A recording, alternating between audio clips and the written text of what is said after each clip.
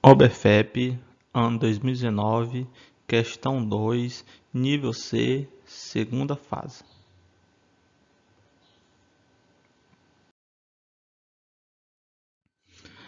A questão fala o seguinte: o líquido se transforma em vapor de três formas. Ebulição é a produção de vapor no interior do líquido em forma de bolhas. Evaporação é a produção de vapor na superfície de separação entre o líquido e o ar. Calefação é a produção de vapor entre o líquido e a fonte de calor. Um cientista usou a calefação para projetar uma experiência que visava estudar o movimento de corpos em um plano inclinado, sem a interferência da força de atrito. O plano inclinado deveria ser feito de ferro e aquecido a uma temperatura acima de 100 graus Celsius.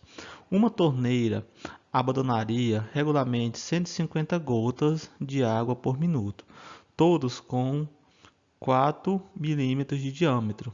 As gotas iniciariam a descida com 100 graus e permaneceriam nessa temperatura, pois o calor absorvido pelas gotas seria utilizado apenas para vaporizar a água, o que geraria uma camada de vapor permanente entre a gota e a ladeira, calefação. Depois de confeccionado o projeto, os resultados foram os esperados. Os testes iniciais foram feitos com a ladeira, plano inclinado a 300 graus Celsius. Nessa situação, são vistas apenas 5 gotas espaçadas em movimentos no plano inclinado, pois quando a sexta gota é abandonada pela torneira, a primeira gota desaparece por completo. Dados: calor latente de vaporização da água, 500 calorigramas, equivalente mecânico do calor, 1 caloria igual a 4 joules. A aceleração de gravidade, 10 metros por segundo ao quadrado. Volume de uma esfera, 4 vezes R ao cubo, onde R é o raio da esfera. Densidade da água, 1 grama por centímetro cúbico. Nas condições indicadas na questão, vamos responder a seguintes questionamentos. Letra A. Qual a velocidade final imediatamente antes de desaparecer das gotas se a ladeira, plano inclinado, estiver na temperatura de 300 graus e a velocidade inicial de cada gota é nula? Letra B. A potência térmica associada ao calor absorvido por calefação depende da diferença entre temperatura da gota e a temperatura da fonte do calor, conforme a relação potência é igual a K vezes Tf menos T, onde K depende da área de contato da substância que forma a gota e da substância entre a gota e a fonte. Considerando que K é constante, determine o seu valor para uma dessas gotas em watts por graus. Então, pessoal, essa é a nossa questão. Então, vamos aqui analisar nossa questão para resolver alguns pontos bastante importantes.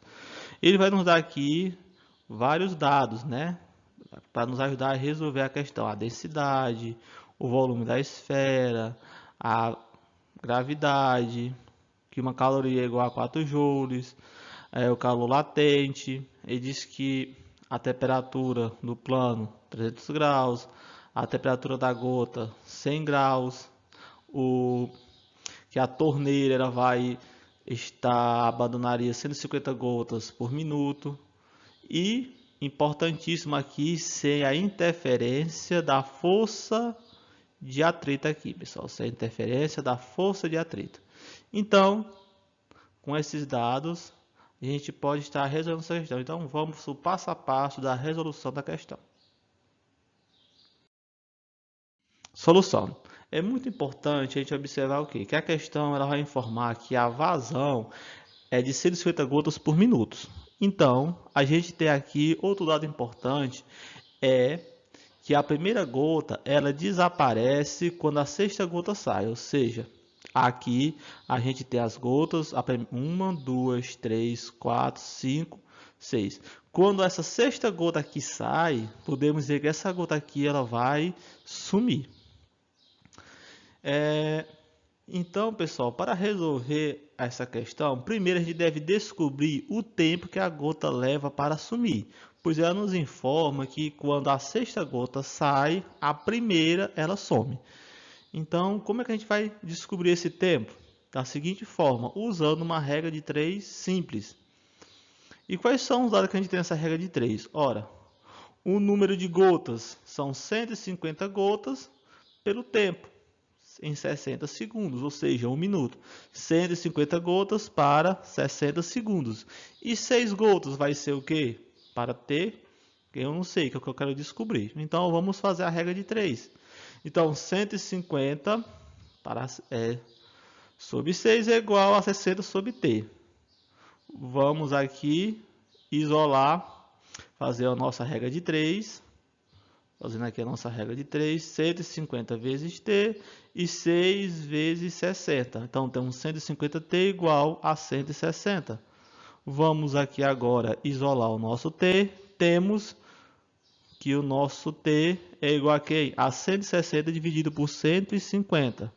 Fazendo essa divisão, nós teremos que 160 dividido por 150, teremos um tempo igual a 2,4 segundos. Então, nosso primeiro passo, que é descobrir o tempo que a gota leva para sumir, já descobrimos que é 2,4 segundos.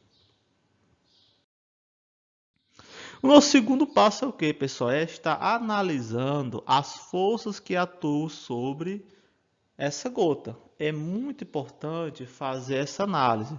Essas forças que atuam sobre a gota. E nós temos as seguintes forças, pessoal.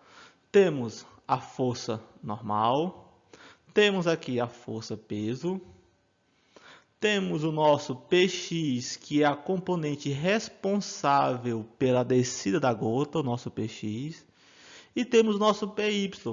Como não há movimento nessa direção y, podemos concluir que n é igual a Py.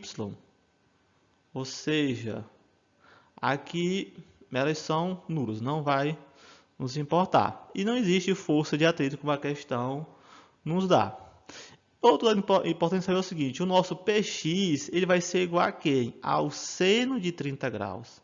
O nosso Px é igual ao seno de 30 graus. Logo, o nosso Px vai ser quem, pessoal? Quem é o seno? Vai ser igual a quem?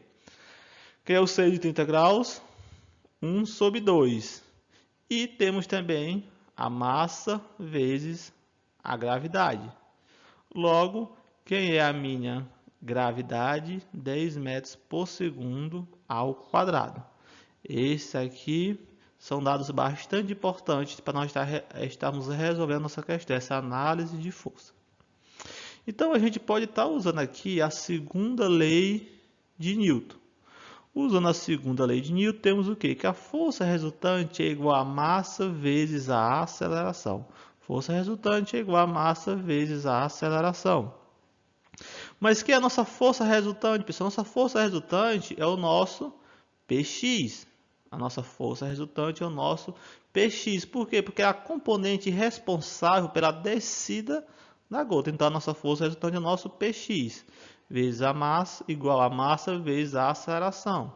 Mas que é o nosso Px aqui, pessoal? É m vezes g vezes 1 sobre 2. Então, posso estar substituindo aqui o nosso Px. Então, vou ter o que, pessoal? Que m vezes g vezes 1 sobre 2 é igual a m vezes a. É interessante notar o que, pessoal? Que a gente pode estar eliminando aqui a massa desse lado da equação com essa massa desse outro lado da equação. E quem é o nosso g, que a gente viu na questão, é 10 metros por segundo ao quadrado. Então, eu substituo ele também. Então, temos o que? 10 vezes 1 sobre 2 igual a aceleração. 10 vezes 1 sobre 2 é a mesma coisa eu dividir 10 por 2, que é igual a 5. Logo, eu tenho que a minha aceleração vai ser igual a quem, pessoal? A 5 metros por segundo ao quadrado. Essa é a minha aceleração. Então, a gente já resolveu dois passos importantes para estar resolvendo a letra A da questão. A gente já descobriu o tempo, que a gota leva para sumir, que é 2,4 segundos. E a gente já sabe agora a nossa aceleração, que é 5 metros por segundo ao quadrado. E isso a gente fez o quê? Analisando as forças que atuam sobre a gota. Terceiro passo é sabermos o que? A velocidade. Para isso a gente está fazendo o que? É a função horária da velocidade, pessoal. Então a gente vai usar a função da velocidade. Essa função horária é o que? Velocidade é igual a velocidade inicial vezes A vezes T. Vamos observar o que, pessoal? A gente já descobriu o nosso tempo, que foi 2,4 segundos. A nossa aceleração, que é 5 metros por segundo ao quadrado. E na questão nos dá que é uma velocidade inicial como sendo zero. Então, substituindo, temos o que? Velocidade é igual a 0 mais 5 vezes 2,4. Então, vai ser igual a quê? 5 vezes 2,4 é igual a 12 metros por segundo. Essa é a nossa velocidade, a velocidade da gota, 2 metros por segundo ao quadrado, pessoal. Então, essa é a resposta da nossa letra A. E a letra B, pessoal? O que é que a letra B ela vai nos pedir? A potência térmica associada ao calor absorvido por calefação depende da diferença entre a temperatura da gota, T, e a temperatura da fonte de calor, TF, conforme a relação potência igual a K vezes, abre parênteses, TF menos T, fecha parênteses, onde K depende da área de contato da substância que forma a gota e a distância entre a gota e a fonte.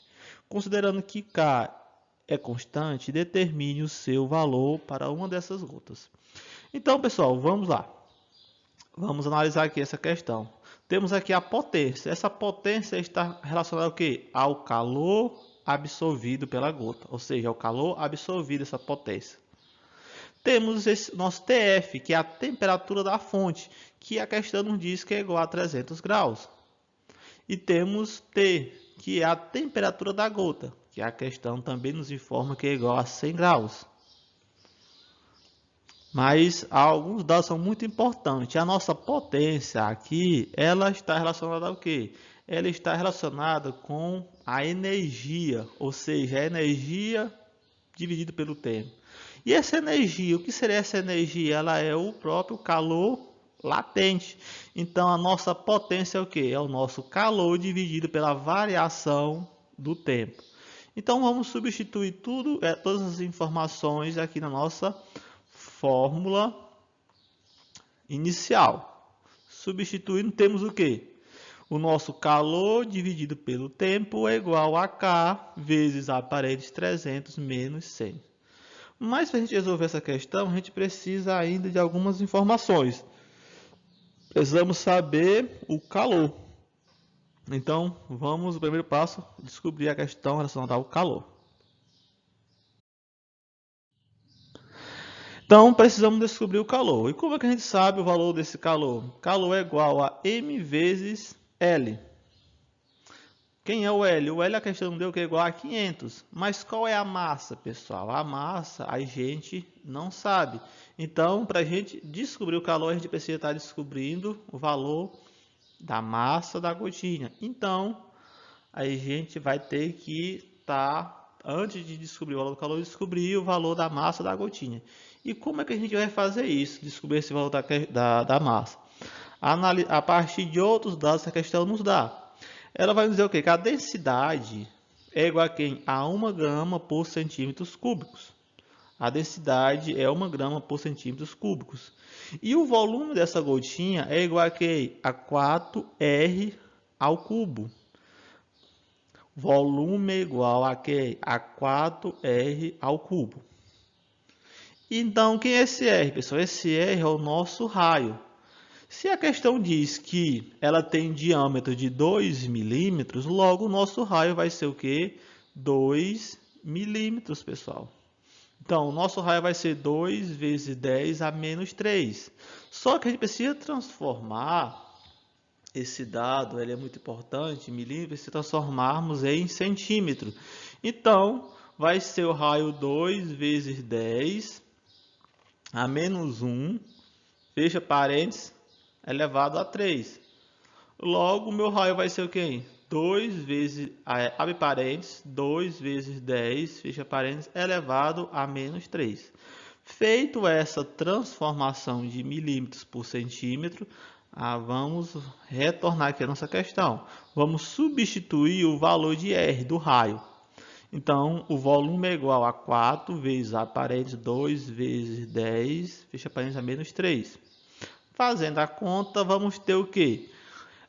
2 ao cubo é igual a 8.